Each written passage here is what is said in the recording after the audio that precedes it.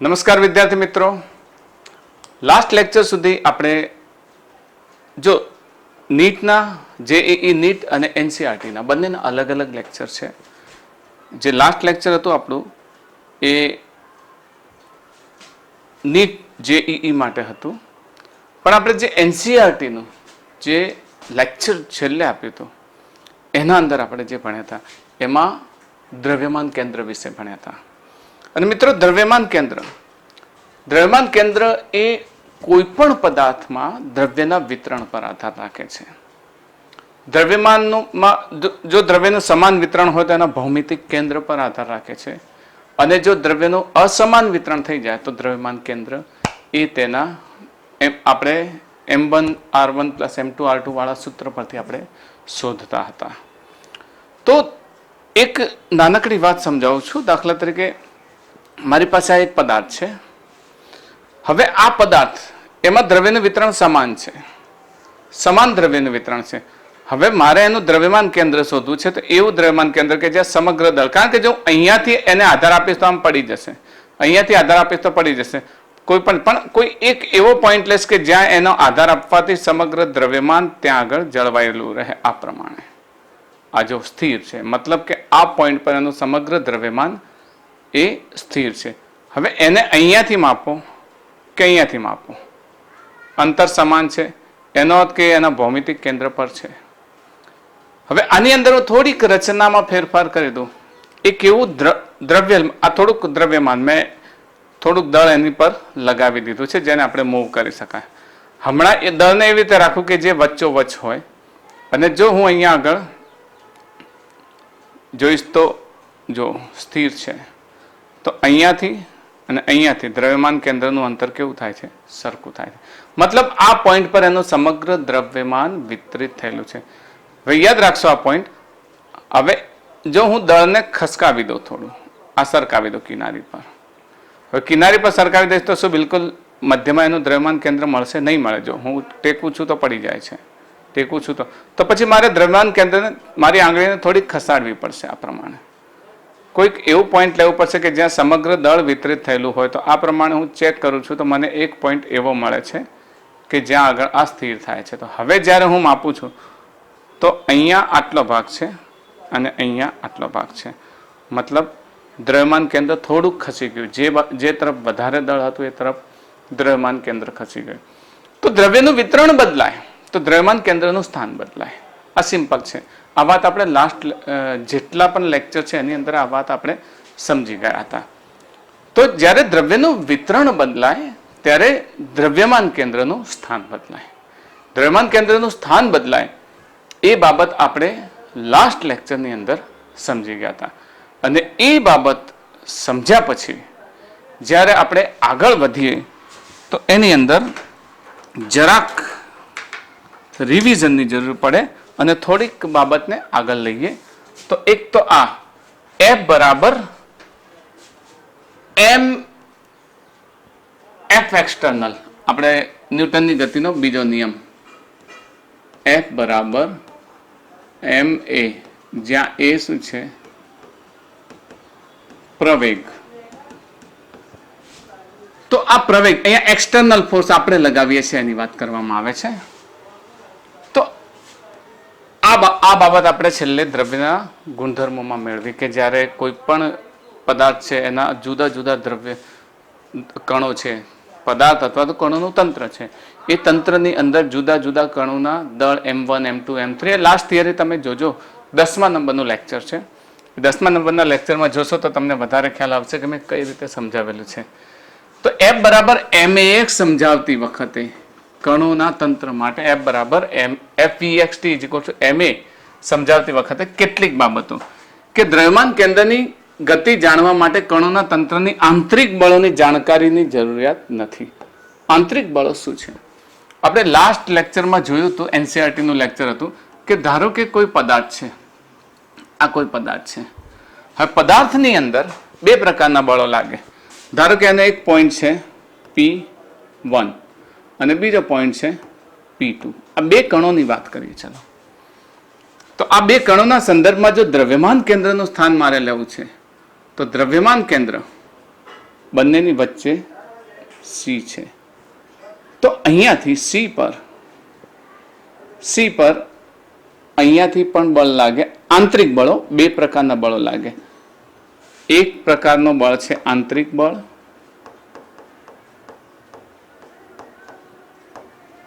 અને બીજું છે બાહ્ય બળ. બાહ્ય બળને એફ એક્સટર્નલ કહીશું, એક્સટર્નલ ફોર્સ, ને અંદરના બળોને ઇન્ટરનલ ફોર્સ કહીશું.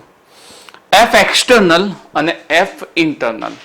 તો એક્સટર્નલ અને ઇન્ટરનલમાં જે અંદરના બળો છે જેને એફ એક્સટર્નલ કહીએ, અથવા તો F1 external, sorry F1 internal,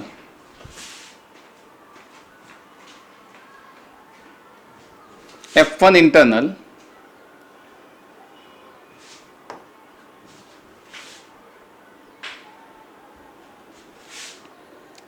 આ તરફ Fi1 ઇન્ટરનલ 1, Fi2 ઇન્ટરનલ 2, અને બહારનો ફોર્સ એક આ તરફ લાગે છે જેને એફ એક્સટર્નલ 1 અને આ તરફ લાગે છે એફ એક્સટર્નલ 2. તો જ્યારે દ્રવ્યમાન કેન્દ્ર પર આ બંને બળ લાગે તો દ્રવ્યમાન કેન્દ્ર પર લાગતા ટોટલ બળ, જો દ્રવ્યમાન કેન્દ્રના સંદર્ભમાં દ્રવ્યમાન કેન્દ્ર પર બે બળ લાગે છે અને બાકીના અન્ય બળો પણ દ્રવ્યમાન કેન્દ્ર પર જ લાગે છે એવું સમજવાનું.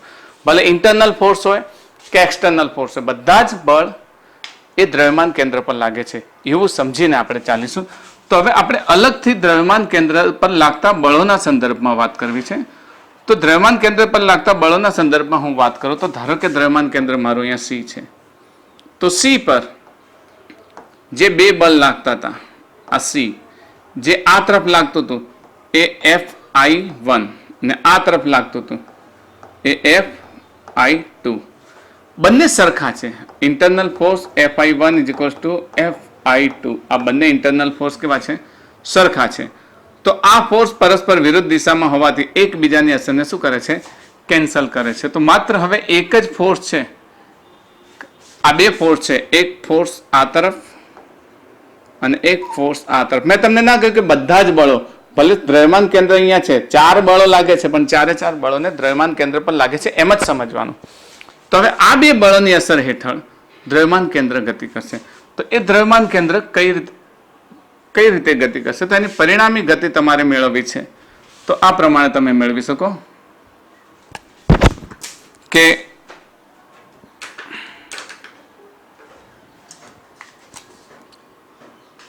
આ જે એફ એક્સટર્નલ 2 Fe2 ને આ તરફ એફ એક્સટર્નલ 1, કારણ કે Fe2 આ તરફ ને Fe1 આ તરફ, તો આ તરફ Fe1 અને આ તરફ Fe2. તો આ બંનેનું પરિણામી સદિશનો સરવાળા મુજબ લાગતું બળ F આપણે અહીંયા ગણી શકીએ. તો આ બળો તો એકબીજાને શું કરે છે? આ ઇન્ટરનલ ફોર્સ એકબીજાને શું કરે છે? નાબૂદ કરે છે. ઓકે, અને નાબૂદ કરે છે તો એનો અર્થ શું થાય? અહીંયા સમજો કે દ્રવ્યમાન કેન્દ્રની ગતિ જાણવા માટે કણોના તંત્રના બળોની આંતરિક બળોની જાણકારી જરૂર નથી. આ માટે ફક્ત બાહ્ય બળોને જાણવાની આવશ્યકતા છે. તો ફક્ત બાહ્ય બળોને જાણવાની આવશ્યકતા છે, આંતરિક બળોને જાણવાની કોઈ જરૂર નથી. બીજી બાબત, આ સમીકરણ મેળવવા માટે આપણે કણોના તંત્રના પ્રકારને સ્પષ્ટ કરવાની જરૂર નથી, કારણ કે આ તંત્ર ગતિમાન કણોનો સમૂહ હોઈ શકે કે જેમાં તમામ પ્રકારની ગતિ, કોઈ કણનો સમૂહ હોઈ શકે, કોઈ પદાર્થ હોઈ શકે, ગમે તે હોઈ શકે. આપણે એ જો કણોનો સમૂહ હોય તો દરેકે દરેકનું બળ લેતા હતા. જો કોઈ પદાર્થ હોય તો પદાર્થમાં નાના નાના ખંડો લેતા, જેને delta M1, delta M2, delta M3 આમ અલગ અલગ લઈ અને એના દ્રવ્યમાન કેન્દ્રના વેગ વિશેની જાણકારી મેળવતા હતા. જે શુદ્ધ સ્થાનાંતરિત ગતિ અથવા ચાક ગતિ અથવા સ્થાનાંતરિત અને ચાક ગતિની મિશ્રિત ગતિ છે. હા, શુદ્ધ સ્થાનાંતરિત ગતિ, દાખલા તરીકે મારી પાસે એક પદાર્થ છે, આ રહ્યો છે, મારી પાસે એક માર્કર પેન છે. આ માર્કર પેન જો સીધી ગતિ કરતું હશે, આ પ્રમાણે સીધી ગતિ કરતું હશે, તો એની સીધી ગતિ છે એ શુદ્ધ સ્થાનાંતરિત ગતિ છે. પછી આ માર્કર પેન ગતિ કર્યા વગર આ પ્રમાણે આ એક અક્ષની સાપેક્ષ ગતિ કરે અથવા તો આમ ગતિ કરે તો એ થઈ ગઈ ચાક ગતિ. તો એ ચાક ગતિ હોઈ શકે, શુદ્ધ સ્થાનાંતરિત ગતિ હોઈ શકે, અથવા તો આમ ભમતા ભમતા જતી હોય તો મિશ્રિત ગતિ હોઈ શકે. હું આજે આપણે જે મેઇન ટોપિક ભણવાનો છે વેગમાન સંરક્ષણનો નિયમ, એની અંદર આ બાબત ખાસ સમજવાની છે. વેગમાન સંરક્ષણનો નિયમ આપણે 5મા ચેપ્ટરમાં ઓલરેડી ભણવાના છીએ. જો વચ્ચે આ ચેપ્ટર ચાલે છે અને 5મું ચેપ્ટર નથી ચાલ્યું તો 5મા ચેપ્ટરમાં ભણીશું. અને હું આઈ કાર્ડની અંદર પણ આ 5મા ચેપ્ટરનું જે વેગમાન સંરક્ષણના નિયમનું છે એનો હું ઉલ્લેખ કરી દઈશ જ્યારે વેગમાન સંરક્ષણ ચાલુ થાય ત્યારે. ઓકે, તો આ બાબતને સમજીએ છીએ. પછી તંત્રના દરેક કણોની ગતિ ગમે તેવી હોય પણ દ્રવ્યમાન કેન્દ્ર F બરાબર ma મુજબ જ ગતિ કરે. મતલબ કોઈ પણ પદાર્થ ગતિ કરે છે, માની લો કે મારી આ માર્કર પેન ગતિ કરે પણ એ એના દ્રવ્યમાન કેન્દ્રના સાપેક્ષ જ એ રેખીય ગતિ કરતું હોય, પછી આમ ફરતું હોય આમ ફરતું, એનાથી કોઈ મતલબ નહીં. મિશ્રિત ગતિ. તો આ બાબત આપણે થોડીક યાદ રાખવાની હતી એટલે મેં તમને યાદ અપાવી દીધી. બીજી બાબત લઈ લઈએ, વિસ્તૃત પદાર્થો કેવી રીતે મેળવી શકીએ. હા, અને પછી એક આની વાત કરીશું. વિસ્તૃત પદાર્થો. વિસ્તૃત પદાર્થોના સંદર્ભમાં એક વાતને ખાસ સમજજો તમે, કે જ્યારે કોઈ એક પદાર્થ છે કે જે વિતરિત થયેલો છે, તો વિતરિત થયેલા પદાર્થના કણોને જુદા જુદા કણોને લેવાના બદલે એનો એક પોઈન્ટ લઈ લેવામાં આવે જેનો દ્રવ્યમાન કેન્દ્ર છે. આપણા પહેલા લેક્ચરમાં તમને યાદ હશે કે મેં સમજાવ્યું તો અલગ અલગ આકાર દોર્યા હતા, તો એ બધા વિતરિત થયેલા આકાર હતા. તો એમાં કોઈ એક પોઈન્ટને દ્રવ્યમાન કેન્દ્ર લીધું હતું. આપણે અલગ અલગ વાત કરીએ તો મારી પાસે આ પેન હોય તો પેનમાં પણ એક પોઈન્ટ આ રીતે લઈએ છીએ કે જે એ દ્રવ્યમાન કેન્દ્રનું સૂચન કરે છે કે અહીંયા દ્રવ્યમાન કેન્દ્ર છે. કોઈ પણ વસ્તુને કોઈ એક પોઈન્ટથી ઇઝીલી તમે ઉચકી શકો આખું, એ એનું દ્રવ્યમાન કેન્દ્ર છે. તો બાહ્ય બળો પણ દ્રવ્યમાન કેન્દ્ર પર લગાવવામાં આવે. જો તમે જોશો કે કોઈ એક પદાર્થને ખસેડવો હોય તો તમે એનું સેન્ટર પકડીને ખસેડો છો, એક તરફથી ખસેડશો તો એ પદાર્થ આમ ફરી જશે. એટલે જ્યારે ગતિ કરાવવી હોય તો એના દ્રવ્યમાન કેન્દ્રની સાપેક્ષ જ બાહ્ય બળ લગાડવામાં આવે છે. આ સિમ્પલ બાબતને વિસ્તૃત પદાર્થોમાં સમજીશું. અને એક બીજું, પ્રક્ષિપ્ત પદાર્થના વિસ્ફોટની ચર્ચા કરું. વિસ્ફોટ. હવે જો વિસ્ફોટમાં એક વાત છે કે ધારો કે કોઈ એક પદાર્થને, અહીંયા મેં એનિમેશનમાં બતાવેલું છે કે એક તોપમાંથી ગોળો છૂટે છે. જૂના સમયમાં ગોળા જે આવતા એ આયનના આવતા. તમે કદાચ બાહુબલી જોયું તો એમાંથી ખબર છે પેલા ફેંકે છે આખા આયનના ગોળા આવે છે. તો એવા આયનનો ગોળો આવતો. હવે એવા નથી આવતા. હવે તો એની અંદર બોમ્બ ભરવામાં આવે, એટલે દૂર સુધી છોડવામાં આવે, ત્યાં પછી બોમ્બ ફાટે અને દુશ્મનોને નુકસાન કરે. તો આપણે એ જ છે પ્રક્ષિપ્ત પદાર્થના વિસ્ફોટની ચર્ચા કરવાની છે. તો વિસ્ફોટમાં ખાસ સમજીએ કે ધારો કે એક બોમ્બ છે, એ બોમ્બને મતલબ એક તોપમાંથી બોમ્બ છોડવામાં આવે અને એ આ પ્રમાણે જ્યારે ગતિ કરે છે તો ગતિ કરીને આ જગ્યાએ જશે. તો આ પ્રમાણે ગતિ કરીને જો આ પથ પર આગળ વધે છે અને એ પથને આપણે એનો ગતિપથ કહીશું. આપણે એને જરા બ્લેક લાઇનથી દર્શાવી દઈએ કે આ પથ એનો કયો છે, ગતિપથ છે. હવે જ્યારે આ બોમ્બ છે એ ગતિ કરતા કરતા કરતા કરતા આગળ જઈને કોઈ એક સ્થાને ફૂટી જાય, કારણ કે અહીંયા ગતિ કરે છે એ દરમિયાન શું થાય છે, તો આ દરમિયાન એ અહીંયા ધારો કે અહીંયાથી અહીંયા પહોંચ્યો, હું અહીંયા બનાવી દઉં, અહીંયા પહોંચ્યો કે અહીંયા છે કે અહીંયા છે, એ દરમિયાન એનું જે દ્રવ્યમાન કેન્દ્ર છે, દ્રવ્યમાન કેન્દ્ર, આ દ્રવ્યમાન કેન્દ્ર સેન્ટર ઓફ માસ, આ દ્રવ્યમાન કેન્દ્ર સેન્ટર ઓફ માસ, એ આ એક ચોક્કસ પથ પર જ ગતિ કરે છે. અહીંયા સુધી પહોંચશે તો પણ એ એનું દ્રવ્યમાન કેન્દ્ર ત્યાં જ રહેશે. અહીંયા પહોંચે છે તો પણ એનું દ્રવ્યમાન કેન્દ્ર આ સ્થાને જ રહે છે, સેન્ટર ઓફ માસ આ સ્થાને રહે છે. ઓકે, પણ ધારો કે આ જગ્યાએ એના બે ટુકડા થઈ જાય છે, કારણ કે જો અહીંયા પહોંચશે એટલે એની પાસે બે પ્રકારના, એક હોરિઝોન્ટલ અને વર્ટિકલ, બે પ્રકારના વેગ હશે. આ વેગની ચર્ચા આપણે પ્રક્ષિપ્ત ગતિમાં ઓલરેડી કરી ચૂક્યા છીએ. તમારે આવશે એક પરિમાણમાં ગતિ, દ્વિપરિમાણ, જ્યાં સમતલમાં ગતિ આવશે ને ત્યારે એની અંદર પ્રક્ષિપ્ત ગતિનો અભ્યાસ આવશે. તો પ્રક્ષિપ્ત ગતિમાં આપણે કરી ચૂક્યા છીએ. તો ધારો કે આ બોમ્બ અહીંયા પહોંચ્યો અને એનો વિસ્ફોટ થઈ ગયો. હું થોડા મોટા એનિમેશનમાં બતાવી દઉં તમને. ધારો કે અહીંયાથી આ અને બોમ્બને છોડવામાં આવે. એક પોઈન્ટ એનો અહીંયા હતો, બરાબર, અને બીજો પોઈન્ટ એનો અહીંયા. અહીંયા પહોંચ્યો, હજુ થોડો આગળ પહોંચે છે અને ટોપ મોસ્ટ પોઈન્ટ હાઈટ પર પહોંચે છે. ધારો કે ટોપ મોસ્ટ હાઈટ પર પહોંચે છે આ જગ્યાએ. ઓકે, આ જગ્યા પહોંચીને હજુ થોડો આગળ જાય એ દરમિયાન ધારો કે એનો અહીંયા પહોંચે, થોડો આગળ પહોંચે અને એનો વિસ્ફોટ થાય. હવે વિસ્ફોટ દરમિયાન થશે શું? વિસ્ફોટ દરમિયાન એના બે ટુકડા થશે. અહીંયા વિસ્ફોટ થશે કારણ કે એ આ પ્રમાણે ગતિ પથ પર જતો હોય તો વિસ્ફોટ દરમિયાન એના બે ટુકડા થાય. ધારો કે એક ટુકડો આ દિશામાં અને એક ટુકડો આ દિશામાં જાય છે. તો એ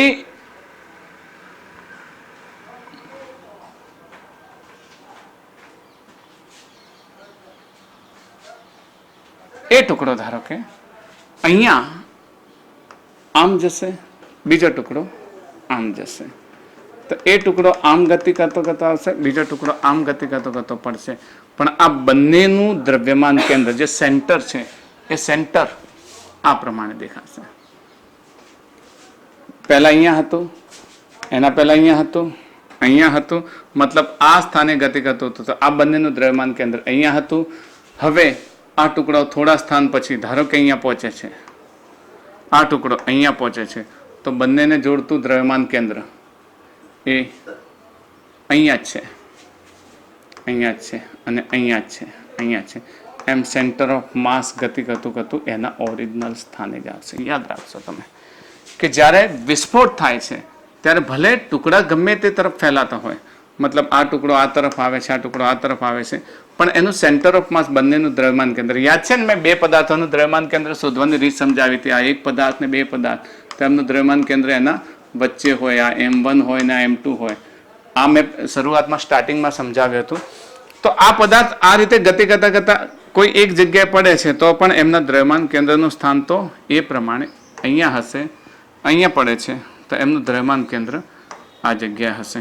તો દ્રવ્યમાન કેન્દ્ર એ મૂળ સ્થાને ગતિ કરે છે જે સ્થાને ઓરિજિનલ પદાર્થ ગતિ કરતો હતો. દાખલા તરીકે ઓરિજિનલ પદાર્થ જે અહીંયાથી આમ ગતિ કરતો હતો એ જ સ્થાને દ્રવ્યમાન કેન્દ્ર પણ ગતિ કરે છે. તો આ ખાસ બાબતને તમારે યાદ રાખવાની. તો અહીંયા સમજાવેલું એ છે કે પ્રક્ષિપ્ત પદાર્થના વિસ્ફોટની ચર્ચા કરો. આકૃતિમાં દર્શાવેલ ગતિપથે એકવાર સળગાયેલો અને પરવલયાકાર પથનું અનુસરતો પ્રક્ષિપ્ત કરેલો બોમ્બ છે. અહીંયાથી જો, અહીંયાથી પ્રક્ષિપ્ત કરેલો બોમ્બ છે. આ બોમ્બ આટલે પહોંચ્યો, આ તમારી બુકમાં આકૃતિ છે. આટલે પહોંચ્યા પછી એનો વિસ્ફોટ થાય છે. વિસ્ફોટ થાય એટલે ટુકડો 1 અને ટુકડા 2 માં વિભાજન પામે છે. અને જો એનો ઓરિજિનલ માર્ગ આમ હશે તો દ્રવ્યમાન કેન્દ્ર પણ એ જ સ્થાને ગતિ કરશે જે સ્થાને એ ઓરિજિનલ માર્ગે ગતિ કરવાનો હતો. આ જે ઓરિજિનલ માર્ગે ગતિ કરે છે ટુકડા થયા બાદ પણ આ પ્રમાણે એ જ સ્થાને દ્રવ્યમાન કેન્દ્ર ગતિ કરશે. ટુકડા આમ ફેલાશે, એક આમ દૂર પડશે, એક આમ દૂર પડશે, પણ એનું દ્રવ્યમાન કેન્દ્ર તો એક જ સ્થાને આવીને રહેશે. તો આ આપણી આગળની ચર્ચા છે. ઓકે, હવે આપણે જે આગળ ભણી ગયા છીએ, મારે સમજાવવાનો અર્થ હતો કે આપણે જે આગળ થિયરીમાં સમજી ગયા છીએ, કારણ કે આજે વેગમાન સંરક્ષણનો નિયમ ભણવાનો છે. તો લાસ્ટ લેક્ચર નંબર 10માં જે ભણ્યા છે એને એકવાર રિવાઇઝ કરી લઈએ. તો n કણોના બનેલા દ્રવ્યમાન કેન્દ્રના વેગનું સૂત્ર આપણે ભણી ગયા છીએ. જે મારો ઓલ્ડ વિડીયો હતો, મેં તમને લાસ્ટ ટાઈમ કહ્યું હતું, એને તમે ધ્યાનથી જોયો હશે. તો એ વિડીયોમાં મેં સમજાવેલું છે કે ધારો કે કોઈ પદાર્થ છે, કોઈ આ એક n કણોનું તંત્ર છે, એમાં અનેક કણો છે. આ 1 2 3 4 up to n. Okay, M1 M2 M3 M4 up to Mn.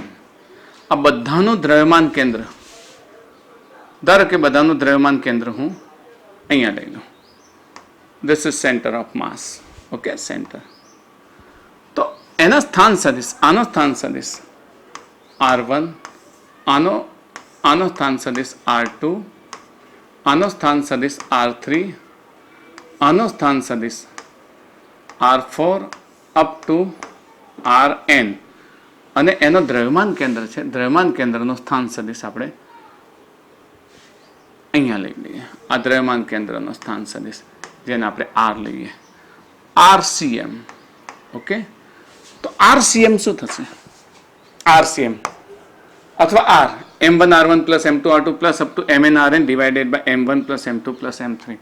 અહીંયા m બરાબર m1 plus m2 plus up to mn ને આપણે કુલ દળ કહીશું, તંત્રનું કુલ દળ. તો કુલ દળને આપણે કેપિટલ M લઈએ. આ m અહીંયા આવે તો mr is equal to m1r1 plus m2r2 plus up two plus mnrn. એને પરિણામ નંબર 1 આપીએ. હવે આ જે ઇક્વેશન છે આપણું, આ ઇક્વેશનને આપણે વિકલન કરીએ. કોના દ્વારા? સમયની સાપેક્ષ. કારણ કે દળ સમય સાથે બદલાતું નથી, બરાબર? દળ તો બદલાતું નથી, તો સમય સાથે શું બદલાય છે? અંતર. તો સ્થાનાંતરનો સમય, દળ તો અચળ જ રહે છે ને, ગમે એટલા તંત્ર હશે સમય પ્રમાણે દળ અચળ રહે છે. તો શું બદલાય છે? ધારો કે ગતિ કરે છે આ બધા કણો, તો એનું અંતર બદલાય છે. તો દળ સમય સાથે બદલાતું નથી, તો પછી બંને બાજુ સમયની સાપેક્ષ વિકલન કરીએ તો આ તરફ m dr બાય dt બરાબર m dr1 અપોન dt, કારણ કે r1 છે ને, plus m dr2 upon dt plus up two plus n drn upon dt. આપણે જાણીએ છીએ સ્થાનાંતરનું સમયની સાપેક્ષ વિકલન કરીએ તો શું થશે? વેગ થશે.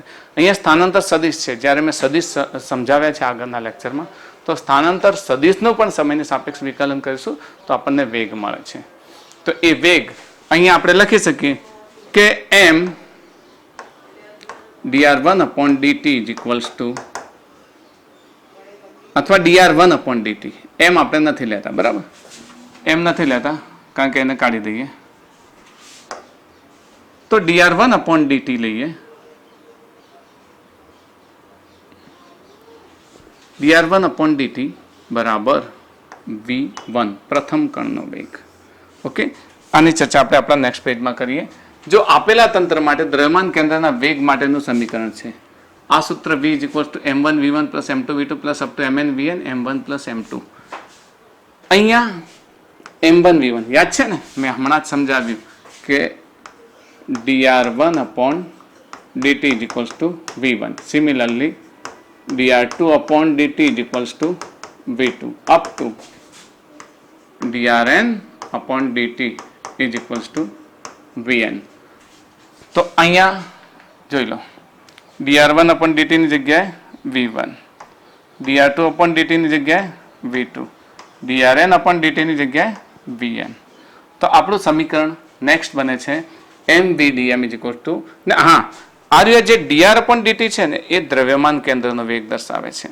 તો એ દ્રવ્યમાન કેન્દ્રના વેગને પણ આપણે v તરીકે લઈએ તો mv is equal to m1 v1 plus m2 v2 plus up to plus mn vn. આ આપણું વેગમાન માટેનું સમીકરણ. વેગમાન નામની રાશિ તમને ખબર હોવી જોઈએ. વેગમાન બરાબર દળ અને વેગના ગુણાકારને. 5મા ચેપ્ટરમાં વેગમાન અંગે ઘણી બધી બાબતો મેં સમજાવી છે. વેગમાન એ ખરેખર વેગ કરતાં પણ સારી રીતે સમજાવે એવી રાશિ છે. દળ અને વેગની અસરને સંપૂર્ણપણે સમજાવે એવી રાશિ છે. ફોર એક્ઝામ્પલ, ઉદાહરણ આપી દઉં કે કોઈ એક દિવાલ પર તમને 2 ઉદાહરણ આપી દઉં, દળ અને વેગ બંનેના સંદર્ભમાં ઉદાહરણ આપી દઉં. તમારા હાથમાં, એક હાથમાં મેં ગન આપી દીધી અને બીજા હાથમાં મેં તમને એક ગનમાં રહેલી ગોળી આપી દીધી. આ એક ગન છે માની લો. ગનની અંદર મેં ગોળી બુલેટ લોડ કરેલી છે, એક મારા હાથમાં બીજી બુલેટ છે. હવે એ જે હાથમાં છે બુલેટ, એને ગમે એટલી તાકાત કે એનું સામેની દિવાલ પર મારીશ અને દિવાલ પર થયેલું નુકસાન જોઈશ કે કેટલું નુકસાન કરે છે. અને બીજું, ગોળી આનાથી ફાયર કરીશ ગનથી, અને ગનથી જ્યારે ફાયર કરીશ દિવાલ પર થયેલું નુકસાન. તો પોતે કહી શકો કે હાથથી મારેલી ગોળી અને બુલેટ ફાયર કરી છે, તો ફાયર કરેલી બુલેટ એ વધારે નુકસાન કરશે. જ્યારે બંનેનું દળ તો કેવું હતું? સરખું હતું. છતાં ફાયર કરેલી બુલેટ કેમ વધારે નુકસાન કરે છે? તો તમે કહી શકો કે સર, ફાયર કરેલી બુલેટનું શું હતું? વેગ વધુ હતો. વેગ વધુ હતો. ઓકે, તો ચલો હું વેગ સમાન કરી દઉં ને. વેગ સમાન કરી દઉં. બીજું ઉદાહરણ આપી દઉં. એક દિવાલ છે, એ દિવાલ સાથે સમાન વ્યક્તિ, તમે કહો એટલા 20 કિલોમીટર પ્રતિ કલાકની 20ની ઝડપે એક સાયકલ વાળો અથડાય છે અને 20ની ઝડપે ટ્રક અથડાય છે. તો કોણ વધારે નુકસાન કરશે? ટ્રક વધારે નુકસાન કરશે. કેમ? કારણ કે ટ્રકનું દળ વધારે છે. તો અહીંયા દળ વધુ હતું આ ઉદાહરણમાં. તો દળ વધારે હોય તો પણ વેગમાન વધારે, વેગ વધારે તો પણ વેગમાન વધારે. તો એનો અર્થ કે વેગમાન એ બહુ સરસ રીતે આપણને સમજાવે છે. તો આ વેગમાનનું સૂત્ર છે, દ્રવ્યમાન કેન્દ્રના વેગમાન mv નું. પણ છતાંય અહીંયા p1 બરાબર, જો p બરાબર mv અને m1 v1 m2 v2 અને mn vn, આ બાબતને આપણે જો અહીંયા m1 v1 પ્રથમ કણનો, આપણો પ્રથમ કણ અહીંયા લીધો હતો ને, આ પ્રથમ કણનો વેગ કેટલો? m1 v1, એને આપણે શું કહીશું? p1. બીજા કણનો વેગ m2 v2, એને આપણે p2 કહીએ. તો આ પ્રમાણે દરેકે દરેકનો કણ આપણે લેવા જઈએ તો દરેકે દરેક કણ માટે આના માટે આપણે શું લખીશું? p1 પ્લસ તો છે જ વચ્ચે. આના માટે આપણે શું લખીશું? p2 પ્લસ છે વચ્ચે. અપ ટુ આના માટે આપણે શું લખીશું? Plus pn. અને આ જે છે એ દ્રવ્યમાન કેન્દ્ર માટેની વાત કરીએ તો દ્રવ્યમાન કેન્દ્ર સમજો, ફરીથી સમજાવશું. દ્રવ્યમાન કેન્દ્ર અંગે મેં સમજાવ્યું હતું કે દ્રવ્યમાન કેન્દ્ર એવી જગ્યાએ પણ હોય છે કે જે જગ્યાએ દળ ન હોય એવી જગ્યાએ પણ હોય છે. રિંગ હોય તો રિંગમાં સેન્ટરમાં દ્રવ્યમાન કેન્દ્ર છે, તો ત્યાં તો દળ હોય નહીં. તો દ્રવ્યમાન કેન્દ્રનું કોઈ દળ નથી. અહીંયા જે દળ છે એ કુલ પદાર્થનું દળ છે, આ પદાર્થનું કુલ દળ છે. ઓકે, અને આ v દ્રવ્યમાન કેન્દ્રનો વેગ છે. એટલે અહીંયા આપણે p નથી લખી શકતા, અહીંયા આપણે માત્ર mv લખવું પડે. તો આપણું ઇક્વેશન આના પરથી શું બનશે? તો કે mv is equals to p1 plus p2 plus p3 plus up two plus pn. હવે p1 plus p2 plus p3 એનો અર્થ શું થયો? બધા જ કણોના વેગમાનનો સરવાળો. તો એને આપણે શું લખી શકીએ? p. તો અહીંયા mv બરાબર શું લખાય? p લખીએ. તો આ 1 અને 2 પરથી આપણને શું મળે છે? p બરાબર mv. આપણું ઇક્વેશન શું મળે છે? p બરાબર mv. આ દ્રવ્યમાન કેન્દ્ર માટે છે. આ કોના માટે છે? દ્રવ્યમાન કેન્દ્ર માટે છે. તમે કહેશો સર દ્રવ્યમાન કેન્દ્ર માટે તમે p બરાબર mv કેમ ન લખ્યું? ઓકે, આના બરાબર પણ હું કેપિટલ p લખી શકતો હતો, પણ મેં નથી લખ્યું કારણ કે લખાય નહીં. કારણ કે આ કેપિટલ p લખવું એ તદ્દન ખોટું, કેટલાક શિક્ષકો ખોટું પાડી શકે છે. એનું કારણ છે કે રિંગની વાત કરતા હોઈએ અને રિંગની અંદર દ્રવ્યમાન કેન્દ્ર ક્યાં હોય? સેન્ટરમાં. તો સેન્ટરમાં તો માસ જ નથી. દ્રવ્યમાન કેન્દ્ર એક સ્થાન છે, એ કોઈ દળ નથી. એનો વેગ હોઈ શકે, સ્થાનનો વેગ હોઈ શકે, આ સ્થાનનો વેગ હોઈ શકે, આખી રિંગ જાય એટલે આ સ્થાનનો વેગ હોઈ શકે, પરંતુ એનું કોઈ દળ નથી. દળ પણ હોઈ શકે. દ્રવ્યમાન કેન્દ્ર કોઈ પોઈન્ટ થોડી છે, કોઈ દળ ધરાવતો પદાર્થ નથી. એ એક સ્થાન છે. તો સ્થાન હોય તો સ્થાનનું વેગમાન આપણે નથી લખી શકતા, એટલે અહીંયા આપણે ફક્ત mv લખીએ છીએ. ઓકે, તો p બરાબર mv થયું. આ mv કોની સાથે સંકળાયેલી સંકલ્પના છે? દ્રવ્યમાન કેન્દ્ર સાથે. ચલો હવે બંને બાજુ વિકલન કરીએ તો શું થશે? સમયની સાપેક્ષ dp upon dt બરાબર m dv upon dt. Okay, તો dp upon dt is equals to આ દ્રવ્યમાન કેન્દ્રની જ વાત છે, dp upon dt.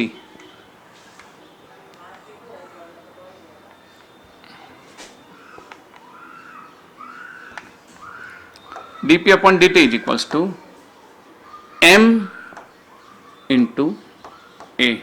આ કોનું છે? દ્રવ્યમાન કેન્દ્ર માટે છે. ઓકે, આ કેપિટલ m જ છે, આને કેપિટલ m જ સમજશો. તો આ થઈ ગયું આપણું, યાદ છે ને, 5મા ચેપ્ટરમાં ન્યૂટનનો બીજો નિયમ.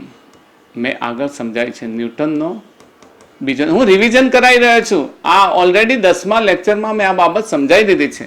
ન્યૂટનનો બીજો નિયમ. તો અહીંયા dp upon dt એટલે શું થાય? બળ. તો ma બરાબર f external. આ બાબત તો સમજાવવાની હતી જેની ચર્ચા આપણે શરૂઆતમાં કરી. ma બરાબર f external. તો જે કણોના તંત્ર બનેલા તંત્ર માટે ન્યૂટનનો બીજો નિયમ છે. ન્યૂટનનો બીજો નિયમ શું સમજાવે છે? જોઈ લો. ન્યૂટનનો બીજો નિયમ એમ સમજાવે છે કે તંત્ર પર લાગતું પરિણામી બાહ્ય બળ. કયું પરિણામી બાહ્ય બળ? f external. પરિણામી બાહ્ય બળ તંત્રના કુલ દળ અને દ્રવ્યમાન, મેં ACM લખ્યું છે જો, તંત્ર આને આપણે એક્સટર્નલ કહીએ છીએ, એફ એક્સટર્નલ. ઓકે, તો કુલ પરિણામી બાહ્ય બળ તંત્રના કુલ દળ અને તેના દ્રવ્યમાન કેન્દ્રના વેગ, આ સીએમ માટે છે, તેના દ્રવ્યમાન કેન્દ્રના વેગના ગુણાકાર જેટલું હોય છે. ને આમને આપણે ન્યૂટનની ગતિનો બીજો નિયમ કહીએ છીએ. તો આટલા સુધી આપણે લાસ્ટ લેક્ચરમાં 10મા નંબરના લેક્ચરમાં મેં તમને વ્હાઇટ બોર્ડ પર સમજાવેલું છે. આ મેં તમને રિવિઝન કરાવી દીધું. હવે આપણે જે સમજવાનું છે એ સમજવાનું છે કણોના બનેલા તંત્ર માટે વેગમાન સંરક્ષણનો નિયમ. ચલો મિત્રો, સંરક્ષણ થવું, સંરક્ષણના નિયમ કયા કયા શીખી ગયા? ઉર્જા સંરક્ષણનો નિયમ શીખી ગયા. યાદ છે ને ઉર્જા સંરક્ષણનો નિયમ શું હતું? ઉર્જાનું સર્જન કરી શકાતું નથી, ઉર્જાનો નાશ કરી શકાતો નથી, ને વિશ્વમાં કુલ ઉર્જાનો જથ્થો અચલ રહે છે. આ તમને યાદ હશે. સંરક્ષણ શબ્દ પરથી તમારું મગજ ત્યાં તરત જ દોડી જાય કે આપણે ઉર્જા સંરક્ષણ સમજી ગયા છે. પણ અહીંયા વેગમાન સંરક્ષણ, વેગમાન મેં તમને સમજાવી દીધું છે. વેગમાનને આપણે શું કહીએ છીએ? પી. પી બરાબર આપણે શું કહીએ છીએ? એમવી. તો આ વેગમાન સંરક્ષણ. અને આપણે આગળ જે ન્યૂટનની ગતિનો બીજો નિયમ આના માટે સમજી ગયા છે, DP upon DT is equals to f external. આ ન્યૂટનની ગતિનો બીજો નિયમ, ન્યૂટનનો બીજો નિયમ. આ દ્રવ્યમાન કેન્દ્ર સમજાવવા માટે આટલી બાબત કરવી જરૂરી હતી, કહેવી જરૂરી હતી. તો ન્યૂટનની ગતિનો બીજો નિયમ એફ એક્સટર્નલ, લાગતું બાહ્ય બળ તંત્રના દ્રવ્યમાન કેન્દ્રના વેગમાનના ફેરફારના સમય દર બરાબર હોય છે. આને પણ કહીએ છીએ કે વેગમાનના ફેરફારનો સમય દર તેની પર લાગતા બાહ્ય બળ જેટલો હોય છે. ઓકે, તો વેગમાન સંરક્ષણનો નિયમ લખો અને સમજાવો. પહેલા સમજી લઈએ, પછી એને શબ્દોમાં લખી દઈશું. તો કણોના તંત્ર માટે ન્યૂટનનો નિયમ, આ મારે કંઈ યાદ અપાવવાની જરૂર ન હોય. DP upon DT is equal to f external. તો અહીંયા સંકલન, આપણે સંકલનના એક પદને યાદ કરો. ફરી હું તમને રિવાઇઝ કરાવી દઉં કે સંકલનમાં મેં શું સમજાવ્યું હતું કે અચળ પદનું વિકલનમાં યાદ કરો કે અચળ પદનું વિકલન શૂન્ય થાય. તો મતલબ જે પદનું વિકલન, મારી પાસે કોઈ સી બરાબર અચળ છે, તો એ અચળનું વિકલન ડીસી અપોન ડીટી, તો શું થશે?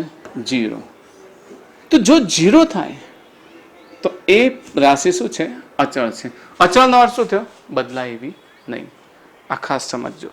ઓકે, સી અચળ હોય તો આનું વિકલન 0 થાય. આ બાબતને આપણે હવે સમજીએ કે જો તંત્ર પર લાગતું બાહ્ય બળોનો સરવાળો શૂન્ય હોય.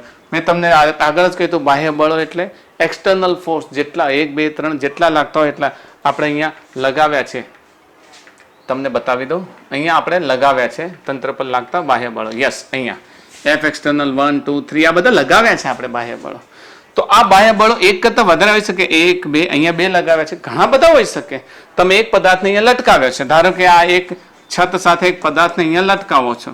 હવે એક બીજી દોરી બાંધો એટલે આ બે પદાર્થ, એ બે બળોની અસર હેઠળ હવે આ બે બળ, એક લાગ્યું, બે લાગ્યું, નીચે ગુરુત્વાકર્ષણ બળ, ત્રીજું લાગે, ઘણા બધા એક્સટર્નલ ફોર્સ લાગે. ને એક્સટર્નલ ફોર્સ લાગે એટલે બધા જ એક્સટર્નલ ફોર્સનો સરવાળો. એક્સટર્નલ ફોર્સ, અહીંયા જે એક્સટર્નલ ફોર્સની વાત કરી છે આપણે અહીંયા આગળ ન્યૂટનની ગતિના બીજા નિયમમાં, જે એક્સટર્નલ ફોર્સની વાત કરી છે એ એક્સટર્નલ ફોર્સ બધા જ બળો હોય છે. તો તંત્ર પર લાગતા બધા જ બાહ્ય બળોનો સરવાળો શૂન્ય થાય. શૂન્ય થાય મતલબ અહીં એફ એક્સટર્નલ શું લઈશું? 0. જો એફ એક્સટર્નલ 0 થાય તો પછી આપણું ડીપી અપોન ડીટી 0 થાય. આને 0 લખીશું.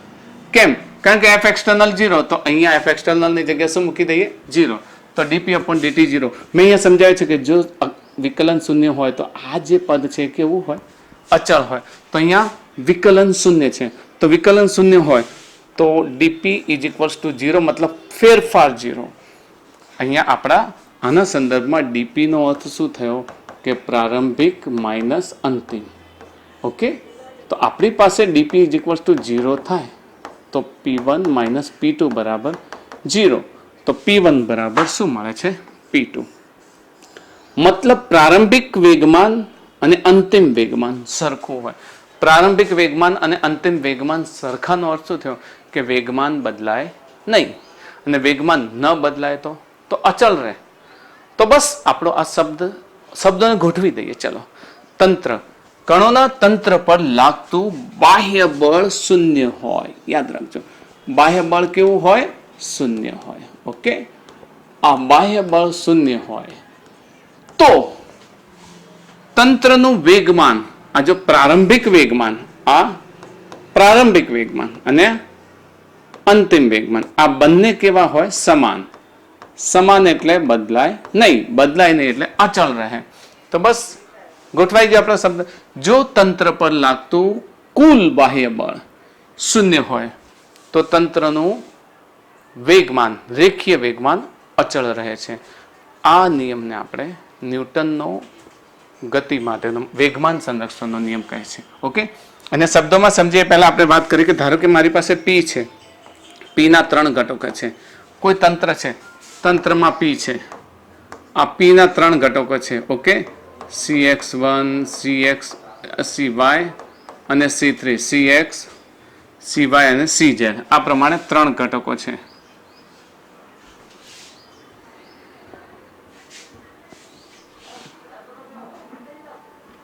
ઓકે, CY અને CZ આ 3 ઘટકો છે. તો PX-C1, PY-C2 અને PZ-C3. તો આ PX, PY અને PZ આ ત્રણેય ઘટકોનું રેખીય વેગમાન P ના અનુક્રમે X, Y અને Z અક્ષ પરના ઘટકો છે અને એને C1, C2, C3 અચળાંકો છે. જ્યારે કણોના તંત્ર પર, ઓકે, હવે આપણો આ નિયમ અહીંયા લખ્યો જ છે, મેં હમણાં કહ્યું હતું ને, ફરીથી આપણે યાદ કરી લઈએ. જ્યારે કણોના તંત્ર પર લાગતું કુલ બાહ્ય બળ શૂન્ય હોય, કુલ બાહ્ય બળ શૂન્ય એટલે F એક્સટર્નલ ફોર્સ કેવું હોય? 0 હોય. ને F એક્સટર્નલ ફોર્સ 0 હોય તો શું થશે? યાદ રાખશો, બાહ્ય બળ, આ રહ્યું બાહ્ય બળ, આ બાહ્ય બળ શૂન્ય છે. બાહ્ય બળ શૂન્ય હોય તો તેનું કુલ રેખીય વેગમાન અચલ રહે છે. યાદ રાખશો, એનું રેખીય વેગમાન અચલ રહે છે. Highlight this one. તંત્ર પર, કણોના તંત્ર પર લાગતું કુલ બાહ્ય બળ શૂન્ય હોય તો તેનું રેખીય વેગમાન અચલ રહે છે. અને આ ઘટનાને, મતલબ આ નિયમને રેખીય વેગમાન સંરક્ષણનો નિયમ કહે છે. વેગમાન સંરક્ષણના નિયમને આપણે સારી રીતે સમજી ગયા છીએ. શાની અંદર? આપણા 5મા પ્રકરણમાં. અને જો બાકી હશે તો સમજીશું. અને જો તમારે આ 5મા પ્રકરણમાં વેગમાન સંરક્ષણના નિયમને ઘણા બધા ઉદાહરણો સાથે સમજાવેલું છે, તમારે જોવું હોય તો મારા આઈ કાર્ડની અંદર, આ જે આઈ કાર્ડ છે, આઈ કાર્ડની અંદર મેં સમજાવેલું છે કે વેગમાન સંરક્ષણનો નિયમ, આ તમારા આ જગ્યાએ આઈ કાર્ડ આપેલું છે. આ આઈ કાર્ડમાં વેગમાન સંરક્ષણનો નિયમ તમને દેખાશે. અને એ વેગમાન સંરક્ષણ નિયમ જે 5મા ચેપ્ટરનો છે એને ફરી એકવાર જોઈ લેજો ધ્યાનથી. ભલે 5મા ચેપ્ટરનો ચાલ્યો હોય કે ન ચાલ્યો, પરંતુ આ વેગમાન સંરક્ષણનો નિયમ, રેખીય વેગમાન સંરક્ષણનો નિયમ સમજવા માટે સમજવો જરૂરી છે. તો આના કેટલાક ઉદાહરણ પણ છે. એ ઉદાહરણોને આપણે જ્યારે સમજીશું ત્યારે આ વેગમાન સંરક્ષણના નિયમને આપણે આરામથી સમજી શકીશું. વેગમાન સંરક્ષણના આધારે થોડીક એકાદ બે બાબતોને આપણે થોડું ક્લિયર કરી લઈએ એટલે તમે સમજી જશો કે વેગમાન, આટલું તો યાદ છે કે F એક્સટર્નલ ફોર્સ 0 અને dp/dt = 0, આ ખાસ સમજીશું. ઓકે, તો ma = F આપણી પાસે નિયમ છે ને, ન્યૂટનની ગતિનો બીજો નિયમ શું છે? ma = F. આ એક્સટર્નલ ફોર્સ જ છે. તો જો આપણા નિયમ પ્રમાણે F એક્સટર્નલ ફોર્સ 0 થાય તો શું થાય? ma = 0 થાય. ઓકે, તો a = 0 થાય, m/0. એ શું છે? એ છે આપણો પ્રવેગ. મેં સમજાવી દીધો છે ને તમે સુરેખ પથ પર ગતિમાં પણ પ્રવેગ સમજી ગયા છો. અહીંયા મેં કેપિટલ A માટે દર્શાવ્યું છે કે તંત્ર માટે છે. નોર્મલી તમે m(a) તરીકે સમજ્યા હશો, આને પ્રવેગ કહેતા હશો. તો આખા તંત્ર માટે છે એટલે મેં કેપિટલ A લીધો. તો પ્રવેગ એટલે વેગનો ફેરફાર. તો વેગનો ફેરફાર એટલે v2 - v1. ઓકે, તો a 0 હોય તો v2 - v1 = 0, મતલબ v2 = v1. એનો અર્થ કે વેગ કેવો થાય?